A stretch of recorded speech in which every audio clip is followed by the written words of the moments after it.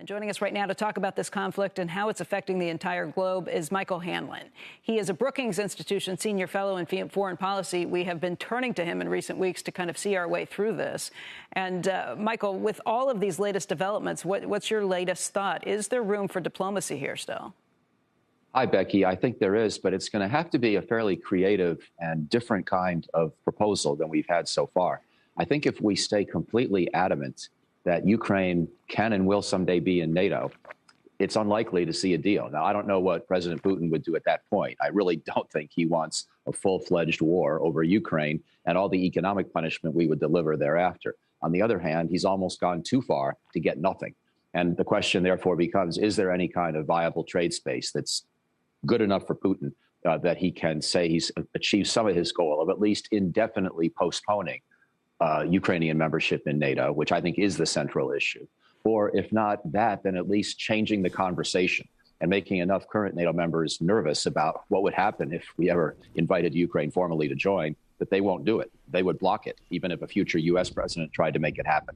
So I don't know how you do the deal. I think you have to start the process. I think you have to start saying privately to Russia, we want a new arrangement on Ukraine. And if a new arrangement can work in the next few years, maybe there'll never have to be a Ukrainian invitation for joining NATO. It's not going to make Ukrainians happy, but if the security structure that we can help build, the process that we can work on, produces some kind of stability, then arguably Ukraine will be better off, not worse off. And then Putin, having been promised that, can hope that that indeed plays out. You can't just give him what he wants explicitly, but I think you can start a process that envisions a different kind of outcome for Ukraine. I understand that thought process, and I agree with you. I understand everything you're saying. My problem with it is that it tends to reward bad behavior. If you are enough of a saber rattler, and if you come in and behave very badly, then you are going to force us to go ahead and give you some sort of deal that gives you something rather than nothing. And with China watching what's happening here so closely,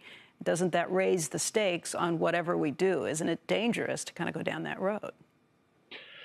I share your concern, Becky, which is why I would have liked to see this kind of negotiation happen before a crisis.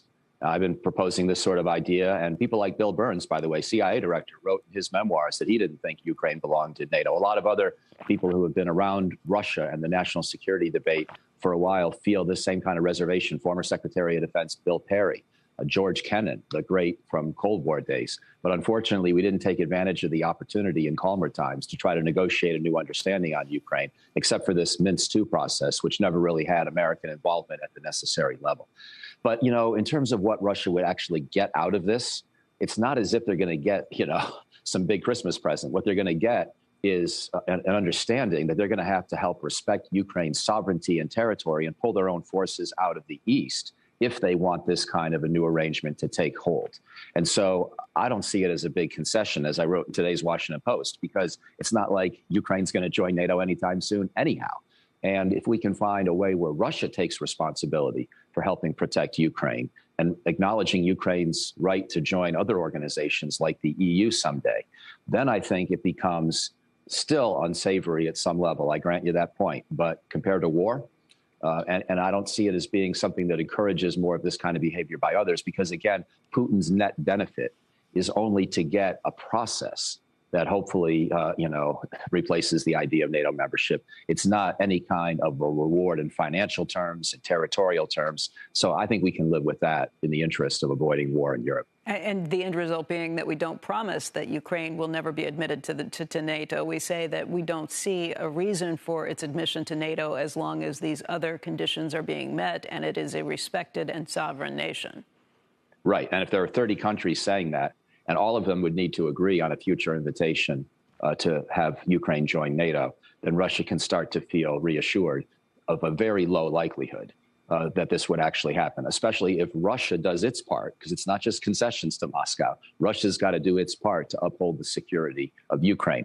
I'm not talking about Crimea. I think we have to finesse that one. Russia wants that so badly and feels an historical claim. But certainly the eastern parts of Ukraine, certainly the whole country, needs to be allowed to have its own sovereign course going forward. And Russia's going to have to do its part to protect and preserve that idea, or membership may be back on the table. That's why I think it's a conversation that you can have.